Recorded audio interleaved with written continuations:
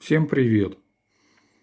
Есть еще один момент, как избавиться от скрипа колес вагонов производства ТТ-модели на вашем макете или железных дорогах.